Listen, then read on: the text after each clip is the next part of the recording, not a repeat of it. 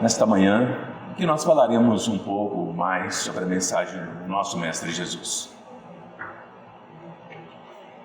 Que a paz desse Mestre esteja em nossos corações, nos iluminando, nos fortalecendo nos tempos sombrios que estamos vivenciando, e que as nossas forças sejam sempre voltadas ao mais alto, porque à medida que o nosso espírito se fortalece, a nossa alma fica mais firme, nós compreendemos que muito do que nós vivemos faz parte de um processo que está muito além da nossa compreensão. Mas confiantes em Deus, confiantes em Jesus, tendo fé do tamanho de um grão de mostarda, como o Mestre nos fala, nós moveremos essas montanhas do medo, da tristeza, do desespero, abrindo um novo horizonte de paz e de amor. Confiar sempre em Jesus. Quando Ele nos diz: acreditem em mim, acreditem no que eu vos digo, pois eu represento o Pai. O Mestre não está jogando palavras ao vento. Hoje traremos uma breve reflexão sobre o que é ser pobre e humilde, no sentido espiritual. Muitas vezes nós, no nosso orgulho, na nossa vaidade, não compreendemos muito bem o que Jesus quer dizer ser pobre e humilde, ou quando Ele diz que os mansos e os humildes herdarão a terra. Equivocadamente nós imaginamos que ser pobre e humilde é relacionado ao nosso mundo material. Ser pobre, não ter nenhuma posse, se despojar de tudo. Ser humilde é baixar a cabeça sempre ao outro. Ser sempre aquele que concorda com tudo. E não é isso que Jesus está dizendo. Jesus está além disso. Ele está nos dizendo, e para que possam compreender um pouco melhor, quando Ele diz no Evangelho, e os seus apóstolos também nos dizem, que a fortuna, essa fortuna que nós conhecemos, dinheiro, posses, muda de mão o tempo todo. Aquele que foi rico, hoje ou será pobre. Aquele que é pobre, um dia também será rico. Porque é necessário que a fortuna mude de mãos para que ela cumpra o papel dela: educar, ensinar, socorrer, amparar, proteger. Por isso ela muda de mãos. Porque quando eu uso mal a fortuna, quando eu deixo me levar pelo orgulho, pela vaidade, pela prepotência, por aquela posse temporária, eu estou usando mal a minha fortuna. Eu estou sendo avaro. Mas a fortuna também representa o conhecimento, a sabedoria, o quanto eu sei da vida, o quanto eu sei deste mundo em que aqui estou. E se eu guardo isso para mim, não ensino o próximo, não oriento, não esclareço, não o levo a refletir sobre a vida, sobre a espiritualidade, eu tenho uma fortuna, eu tenho um tesouro em minha mente, que eu mesquinhamente, dentro de uma avareza intelectual, eu não distribuo, acreditando que os demais não são capazes de aprender. Então, ser pobre e humilde de coração, o que Jesus está nos dizendo é: aqueles que são pobres e humildes, que reconhecem Deus, que reconhecem que estão no aprendizado, que reconhecem que as dificuldades da vida que se apresentam não é uma punição, não é um castigo, não é uma rebeldia de Deus para conosco. Reconhecer Deus, ser humilde, colocarmos-nos aos seus pés e reconhecermos o seu poder sobre nós, aquele que foi incriado, que nos criou como criaturas, é baixar o nosso orgulho, a nossa vaidade e a nossa prepotência. E Jesus nos diz que quando nós estamos já nesse estágio em que sabemos que o Pai nos ama, o Pai permite que nós possamos conhecer os reinos dos céus. Sairmos desse mundo material e sentirmos a espiritualidade, ou algumas outras doutrinas que dizem os anjos do Senhor, o Espírito Santo, os mensageiros da luz. percebemos a presença desses irmãos, porque o nosso orgulho, a nossa vaidade, a nossa prepotência não cria mais essa armadura em nosso entorno. Compreendemos que se o nosso irmão que está ao nosso lado sofre, se o nosso ente querido sofre, se nós sofremos, não é castigo divino. É apenas para que nós possamos aprender. A doutrina espírita tem uma característica que muitos equivocadamente pensam que nós louvamos a dor e o sofrimento. Somos conformados. Não é isso. Nós somos aqueles que procuramos compreender o que está acontecendo conosco, levar diante do ensinamento do Mestre Jesus, diante dos ensinamentos da espiritualidade que conosco trabalha, e compreendermos o que eu posso aprender com isso. O que eu posso ensinar o meu irmão com isso. E é nesse sentido que Jesus diz que os mansos e os humildes herdarão a terra. Aqueles que são beligerantes, conflituosos, ambiciosos, corruptos, ainda não herdarão esse planeta naquilo que Jesus nos fala. Um planeta de luz, um planeta de amor, um planeta de paz e esperança. Não haverá um campo de paz para esses irmãos.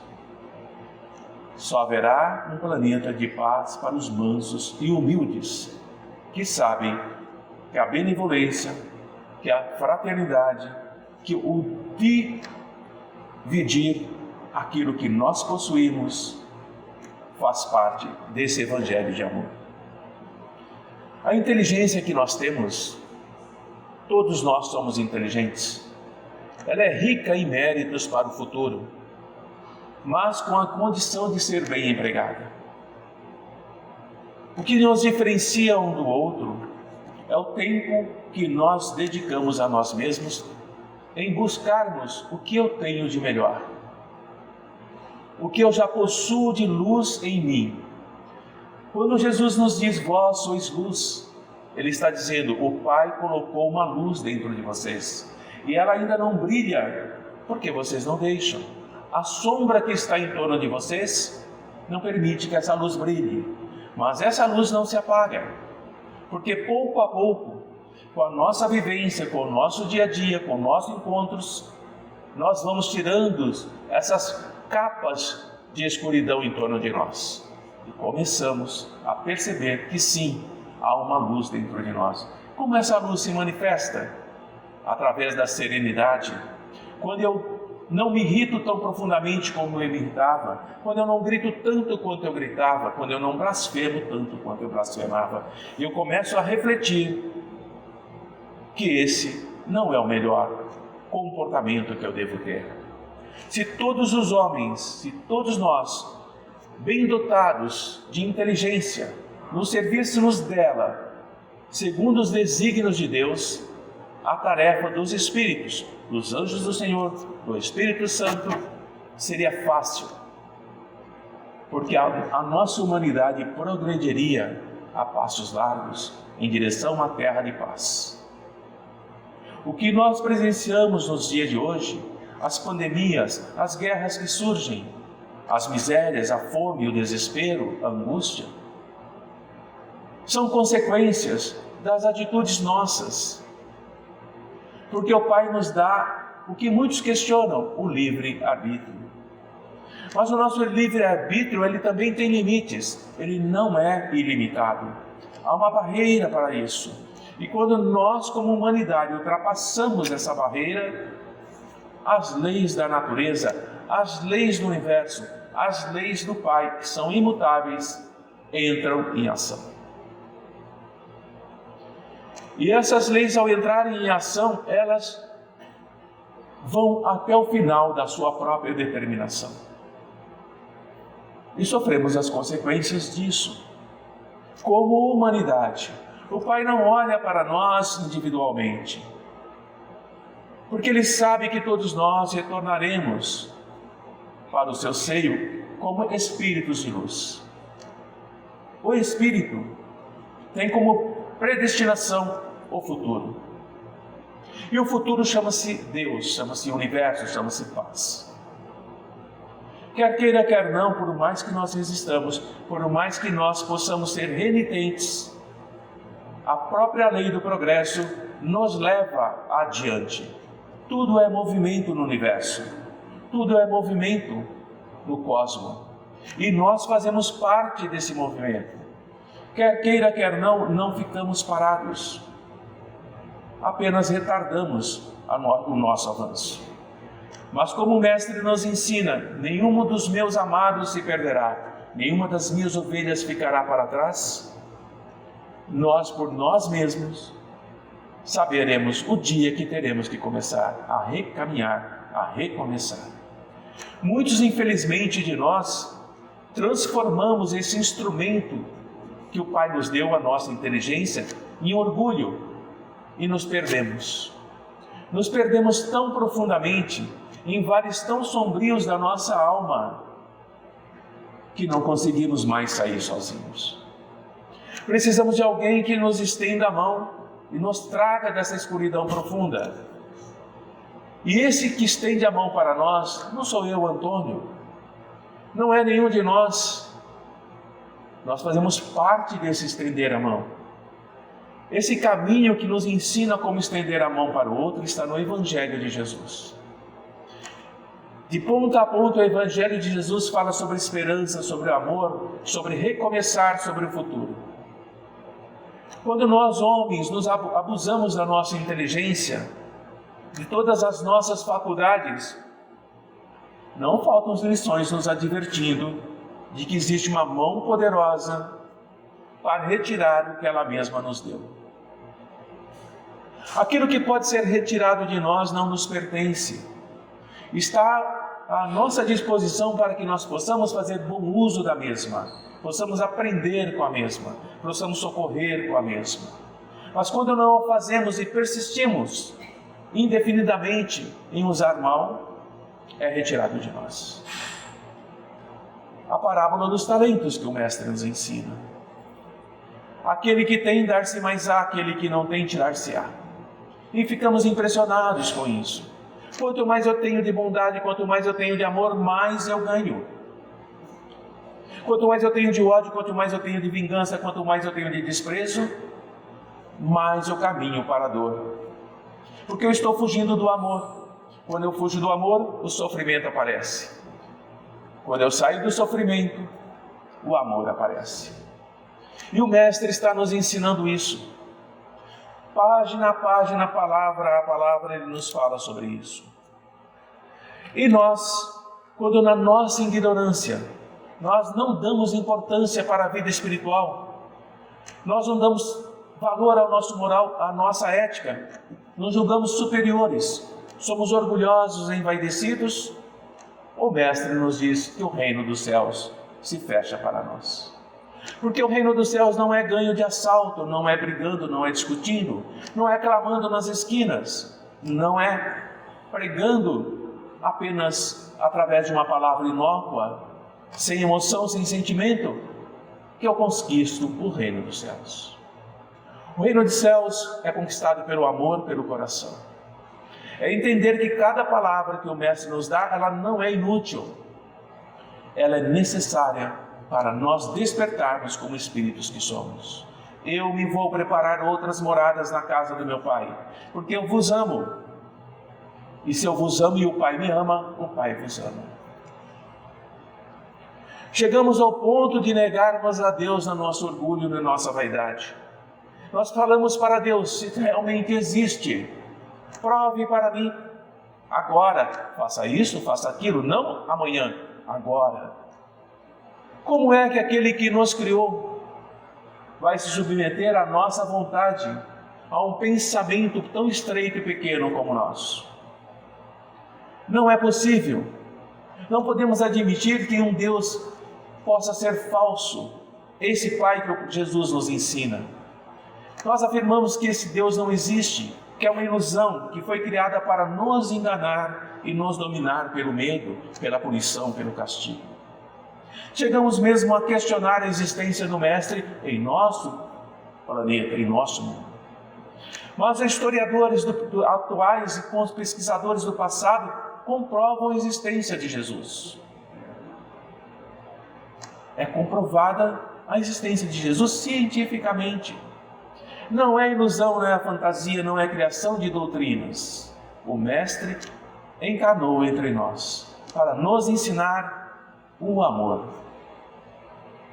para nos ensinar a paz, para nos ensinar que quando nós não aprendemos isso, precisamos renascer de novo, quando ele diz isso para Nicodemos, em uma noite que Nicodemos, um sacerdote, vai perguntar ao Mestre: como assim, Mestre, renascer de novo? Poderei retornar ao ventre da minha mãe? E Jesus diz a ele que é necessário renascer em espírito. E nós vamos renascendo em espírito, vida após vida encarnada.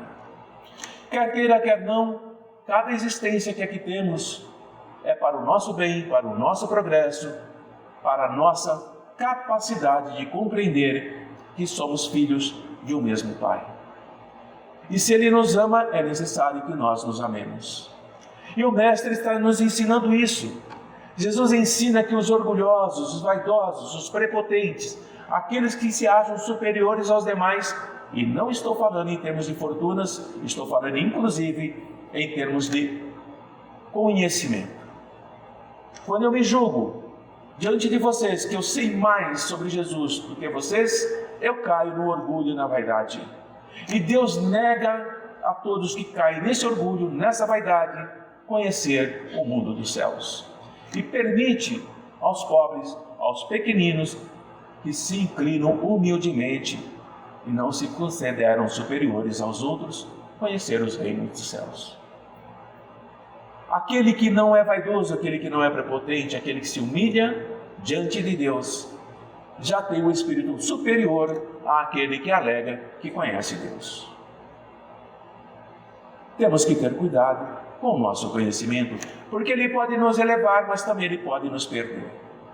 Temos que tomar cuidado com a nossa ignorância?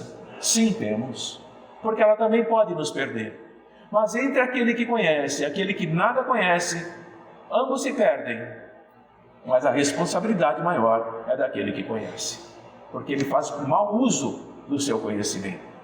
E muitos de nós ficamos admirados e nos perguntamos: por que é que os espíritos, por que é que os anjos do Senhor não se esforçam para nos convencer da existência da luz?